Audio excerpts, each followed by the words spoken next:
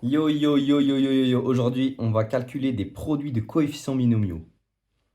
Alors le but c'est de déterminer le produit de k allant de 0 à n des k parmi n, qu'on simplifie sous forme d'un produit de puissance. Donc ça c'est vraiment intéressant. Et pour calculer ce produit de coefficients binomiaux, on va d'abord calculer le produit de factoriel. On va aussi simplifier sous la forme de puissance. Pourquoi c'est intéressant? Probablement au niveau du calcul, un ordinateur saura peut-être mieux faire des puissances, alors qu'on sait que déjà les coefficients binomiaux, c'est des factoriels, il a du mal à calculer ce genre de choses. Alors comment démontrer ça? Déjà, quand on voit n un entier, on peut directement penser à faire une récurrence. Ça paraît tout à fait naturel. Pour la première question, ça peut marcher. Pourquoi? Parce qu'au moment de l'hérédité, quand vous allez calculer votre produit de k allant de 0 à n plus 1 de k factoriel, on va tout simplement scinder, à la manière de la démonstration du binôme de Newton, le produit de k et le terme en n plus 1. Et on utilisera notre hypothèse de récurrence là-dessus. Et on essaiera d'arriver à l'expression avec un n plus 1 en haut et un n plus 1 à cet endroit-là. Le problème, c'est que dans la question 2, si vous faites ça, eh bien, votre produit de k allant de 0 à n plus 1 des k parmi n plus 1, bah, en fait, quand vous allez scinder, vous allez avoir le produit de k allant de 0 à n des k parmi n plus 1, toujours, et le terme en n plus 1 qui est n plus 1 parmi n plus 1. Et là, on ne pourra pas utiliser notre hypothèse de récurrence qui est sur le produit des, non pas k parmi n plus 1, mais des k parmi n.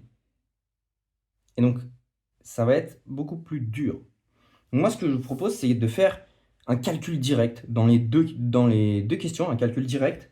Vous allez voir, c'est assez naturel, toutes les étapes sont naturelles. C'est juste, en fait, utiliser les définitions des termes. C'est-à-dire que, qu'est-ce que k factoriel? Bah, c'est le produit de tous les entiers jusqu'à k. C'est ce qu'on vient d'écrire là. Et là, on se dit, bon, si on calcule ça, bah, c'est p factoriel, on revient en arrière. C'est k factoriel, on revient en arrière. Donc, on va essayer d'intervertir les indices. Cependant, il y a un problème, parce que nous, on aimerait bien qu'il y ait quelque chose du genre 1. Tiens, le P, il varie jusqu'à K, N. Le problème, c'est qu'il y a une histoire de 0, du coup, c'est pas très commode. Et bien, tout simplement, on va dire que ça, c'est égal. Pourquoi c'est égal? Parce que tout simplement, le terme en 0, c'est quoi? C'est le produit de P allant de 1 à 0 des P. Produit de P allant de 1 à 0. C'est un produit vide, donc il vaut 1. Donc c'est simplement ça fois 1.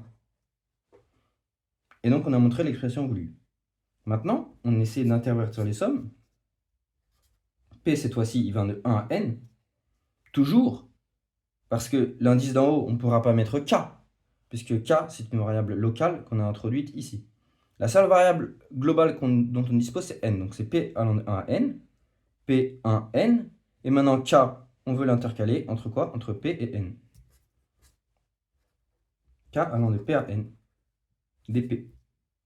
Maintenant, c'est un jeu d'enfant, ce n'est plus qu'une histoire de dénombrer le nombre de n dans le nombre de termes dans le produit, en fait, tout simplement. Parce que c'est un produit qui ne dépend pas de k. Donc tout simplement, c'est n moins p plus 1 fois le p. Et on est arrivé à notre expression. Maintenant, passons à la question 2. Encore une fois, on va utiliser la définition du coefficient binomial.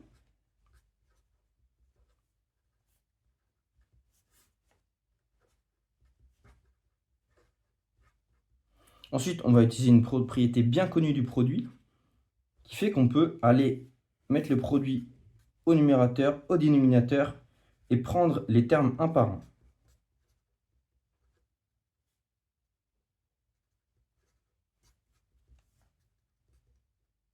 En haut, le terme ne dépend pas de k. Donc comme j'ai dit, encore une fois, on va compter n-0 plus 1.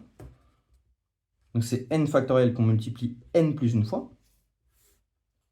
En bas, un petit retournement d'indice pour constater que c'est le produit des coefficients binomiaux au carré. Et là, retour à la première question. Le temps que je prenne une nouvelle feuille.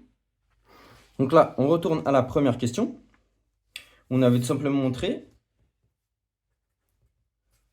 que cette chose était égale au produit des p allant de 1 à n des p à la puissance n moins p plus 1 au carré. Continuons. Qu'est-ce que n factoriel? Eh bien, c'est aussi un produit pour les p allant de 1 à n, ma foi. Des p à la puissance n plus 1. Ici, on a toujours notre produit des p allant de 1 à n, des p à la puissance n moins p plus 1 au carré. On va rentrer toutes les puissances, propriété du produit, encore une fois.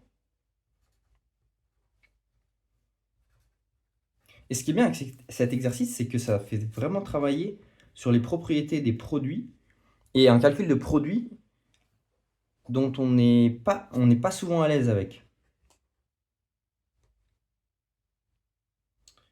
On n'est pas souvent à l'aise avec les propriétés des produits. Parce qu'en fait, on calcule beaucoup des sommes. Par exemple, avec ces coefficients binomiaux, on fait des sommes de coefficients binomiaux, on fait des binômes de Newton et tout. Et on n'est pas à l'aise avec ces propriétés des produits. Et par exemple, sur ce genre de choses, typiquement n factoriel à la puissance n plus 1, enfin, parfois on voit des n factoriels et des n plus 1 qui sortent comme ça. Alors qu'en fait, c'est pas à multiplier, c'est à la puissance. Souvent, il y a des confusions somme-produit. Et là, on utilise encore une fois la même propriété que tout à l'heure. On a du coup du p puissance n plus 1 sur p puissance 2 fois n plus 1, p à la puissance moins 2p. Et bien ça fait quoi? Encore propriété, bon ça c'est, donc il y aura un seul p. N plus 1 moins 2 fois n plus 1, et bien ça fait moins n plus 1, donc moins n moins 1, et moins 2p, ça fait 2p. Et on montre bien ce qu'on voulait montrer. Voilà, merci d'avoir regardé.